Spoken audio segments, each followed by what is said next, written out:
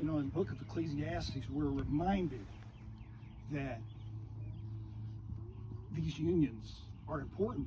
And there's power in these unions like this, that two is better than one. Because together, when we work together, our labor is increased. And if one of us should fall, the other's there to help us. You can't do that. You can't do that on your own. So that's why this is so important.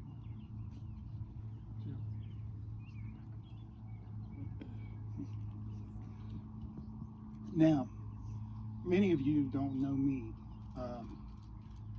I met Lisa several years ago. I met Jeff a year or so ago, a couple years ago. Yeah, I had the opportunity to go on a hike with Lisa, a couple years ago. And that was really before you and Jeff were saying much to each other. One thing, Jeff, that I noticed about Lisa on that hike, and it was not a leisurely hike. It was brutal. But Lisa had time to stop and look at everything. She looked at all the little flowers. A bug would fly by, and she, what is that? And it was so. Once we got to the peak of that trail, you could see a bird flying. And I mean, Lisa was just, she observed everything, and she was so full of life. And I had never seen her like that. And I think at that point, I really knew this woman. And it was great to see you just so excited about so many things about life, and to celebrate just the littlest things, the flowers on the trees, the flowers on the weeds, but everything. Not too long ago, I had the opportunity to go on a hike with Jeff. And I will tell you, y'all are truly matched.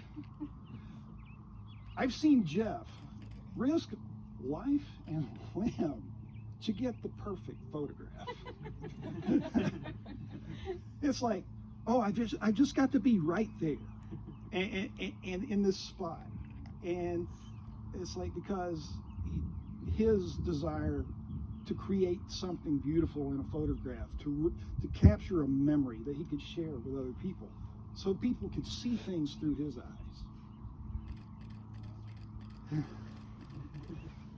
These people, this couple, when they came to me to ask me about would I officiate their wedding, oh no, not a chance. Yes, absolutely. I would do this in a heartbeat, because I know this couple belongs together. And that's just one story of a couple of different hikes, but I've seen this couple together. And it is truly amazing to see y'all together. So Lisa, do you have something that you need to say to to the daughters? This is yours.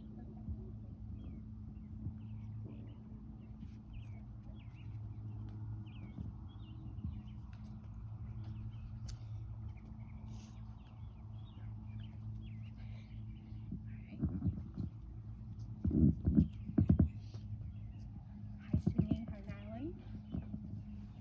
I bet you're as nervous as I am.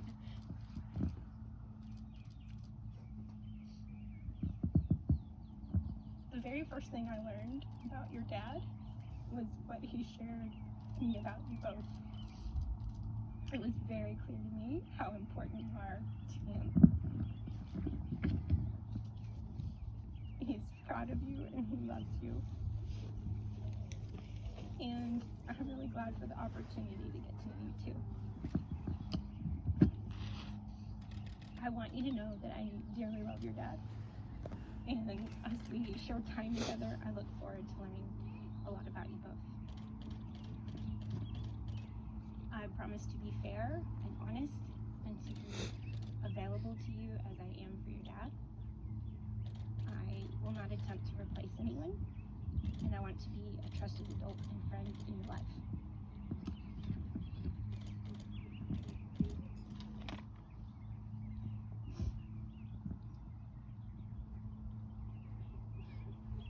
this day, when I marry your dad, I also marry you. And I promise to love you and support you as my own.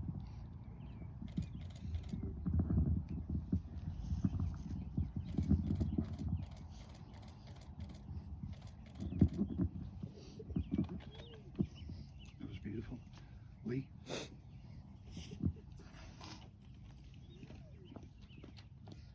Lee has a poem prepared.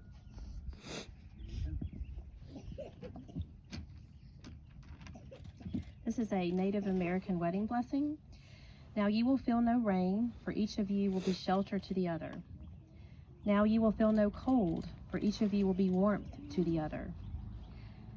Now there is no more loneliness, for each of you will be companion to the other. Now you are two bodies, but there is only one life before you. Go now to your dwelling place to enter into the days of your togetherness, and may your days be good and long upon the earth. Thank you.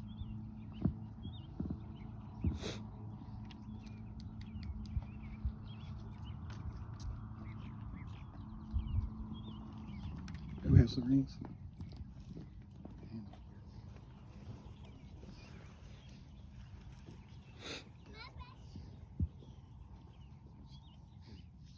ahead and hold that. All right, so I'm told that Lisa and Jeff have their own vows that they would like to read. So did y'all decide who was going first? No. Well, we need to decide how are we going to do this. I'm thinking Jeff's interested in a rock, paper, scissors. All right. I'm pretty good at this. Okay. He's going to do rock. Okay. Not now, not necessarily. Okay, 3 rounds? No, yeah, just one time. One round, okay. 1, 2, 3. All right, ready? 1, 2, 3. Ah. Oh, rock. All right. Oh, nice. Okay. All right, Lisa. I guess Lisa's going first. Yeah.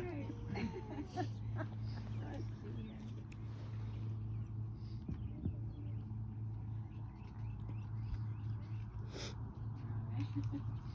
You got the right book? There we go. Okay.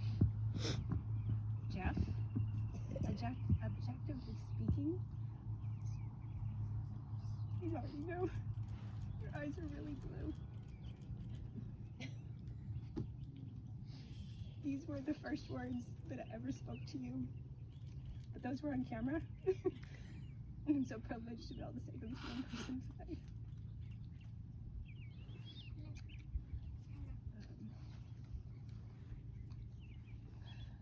I am so grateful for you to take the time to learn who I am and for reflecting back to me who I want to be. My gratitude comes from a place of needs and desires being met. And getting to know you these last couple of years, my gratitude has grown into pure appreciation for who you are. A friend once encouraged me to make a list of qualities and traits of the person I'd like to be with, and then narrow that down to 20, then 10, then 5, and finally my top 3. You are affectionate, you respect and interact and love the natural world, and you believe in a higher power. And as it turns out, you actually embody the whole list that I came up with. I have really enjoyed getting to know you. You're patient and funny, sometimes without even knowing it. And you're really playful. You love your family, and mine too. They have fallen in love with you as fast as I did. And it's said that you marry the family, not just the man. And so I'm really excited to be a part of yours. Your family is very dear, and I love them. One of my favorite parts of being engaged this past year has been to ask people what their favorite thing about marriage is. And overwhelmingly, the response has to do with companionship. I'm so glad, and probably my family is also relieved to have found that companionship with you. I'm excited about spiraling up together spiritually and continuing to support each other and becoming our best selves. I love you, Jeff, and on the days that I show you less than you deserve, I promise to apologize. And then go back to loving you.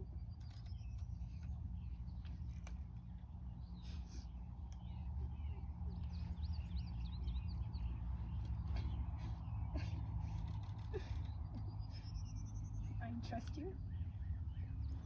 And today, I'm declaring that I choose you.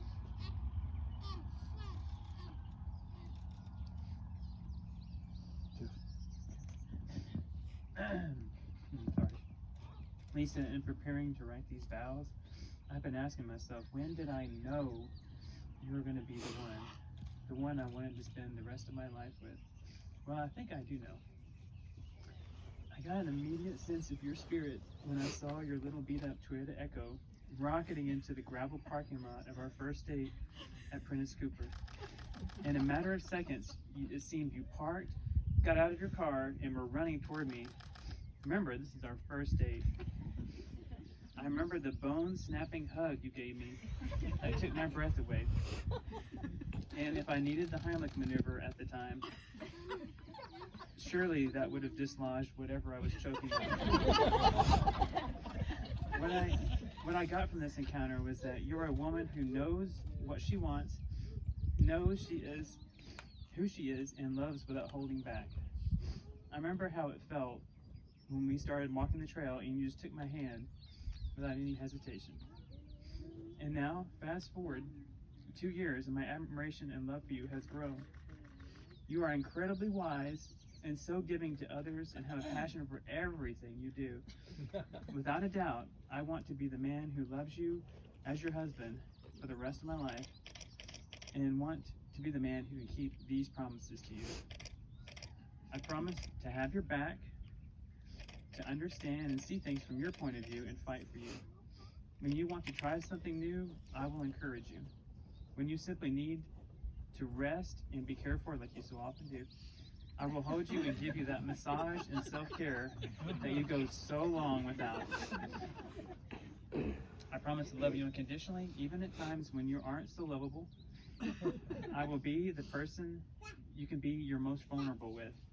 A safe place where you always have a lover, a partner, and a friend. I promise to love the things that make you wonderfully human. Your disdain for plastic forks, how you marvel at rainbows and native plants, your ability to walk in minimal footwear, and your enthusiasm to try new things, and especially your rare ability to say you're sorry. And finally, I promise to always, without hesitation, to hold your hand on walks and give you the biggest hugs like you do for me, without holding back.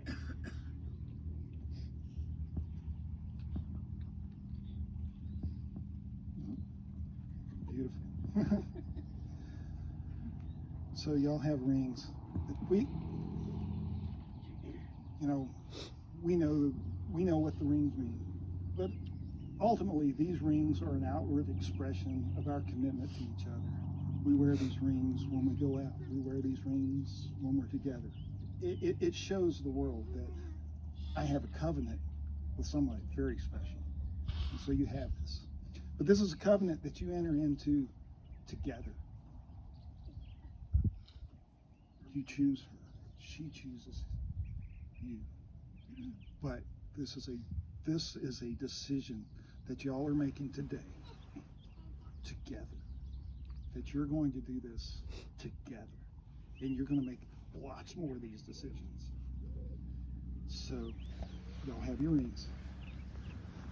So, I'll hold you up. I'll let you hold that. But as we do this ring ceremony, we talked about this, and one of the things that we wanted to do was to actually make this not just a one-step process. It's a decision that we make together.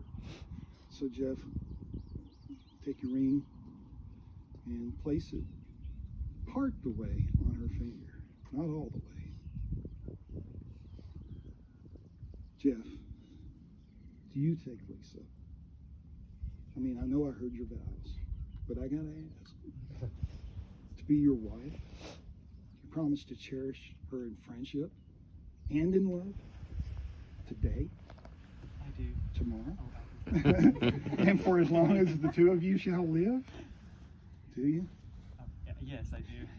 All right. Lisa, do you have his ring? Just part the way. Lisa, do you take Jeff to be your husband, to cherish in love and in friendship, not just today, but tomorrow, and for as long as you both live? Do you take? You do. So together, I want you to take your rings and put them on your finger, and this is you showing each other and the world that you've entered into this agreement willingly and because you love each other. All right, hold hands. All right, by the power vested in me, state of Tennessee, I now pronounce you husband and wife. Jeff, you need this to start.